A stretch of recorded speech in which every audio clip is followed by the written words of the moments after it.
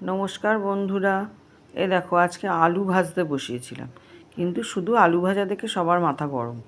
আলু আমার ভাজাও হয়ে গেছিলো। এইবার আলুটাকে এবার কেরামতি করতে হবে। কি করলাম, তেলের মধ্যে পেঁয়াজ কুচি দিলাম, দিয়ে কাঁচা লঙ্কা কুচি দিলাম, এবার দিয়ে দিলাম খানিকটা রসুন কুচি, আর দিলাম একটু আদা কুচি, দিয়ে এগুলোকে এবার আমি ভাজতে থাকবো। শুধু আলু ভাজা কেউ খেতে চাইছে না, বাধ্য হয়ে আলু ভাজাটাকে এইভাবে আমাকে বানাতে হচ্ছে। এইবার এর মধ্যে আমি দিয়ে দিলাম সামান্য একটুখানি নুন। এইবার এটাকে বেশ ভালো করে ভাজা ভাজা করে নিলাম। এর মধ্যে আমি এবার দিয়ে দিচ্ছি টমেটো কুচি।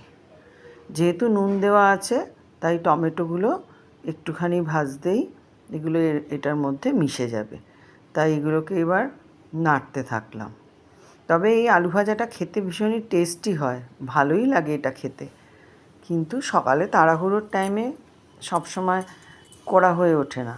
এবার দিয়ে দিলাম একটুখানি হলুদের গুঁড়ো, সামান্য একটুখানি 1 চিমটে লঙ্কার গুঁড়ো, আর ফটাফট 2টো ডিমকে ফাটিয়ে এর মধ্যে অ্যাড করে দিলাম।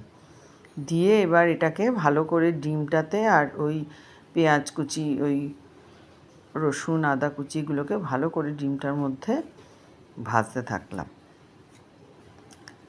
পুরো ভাজাটা যখন রেডি হয়ে গেল, তখন তার মধ্যে আমি ওই আলুগুলো অ্যাড করে দিলাম। দিয়ে এবার আলুগুলোর সাথে ওই ডিম, ওই ভাজাটা ভালো করে মেশাতে থাকবো। এই প্লেন আলু ভাজার থেকে এইভাবে আলু ভাজা খেতে খুবই ভালো লাগে। ডালের পাতে একটা উপাদেয় খাবার। এই কাঁচা লঙ্কা, আদা, রসুন এর ফ্লেভারটা যখন এই পুরোটা আলু ভাজার মধ্যে মিশে যায়, খুব ভালো লাগে। এই দেখো রেডি হয়ে গেছে। কেমন হয়েছে তোমরা বলো। তোমরা কে কে এভাবে খাও জানিও, আর একটু লাইক, কমেন্ট, শেয়ার করে দিও।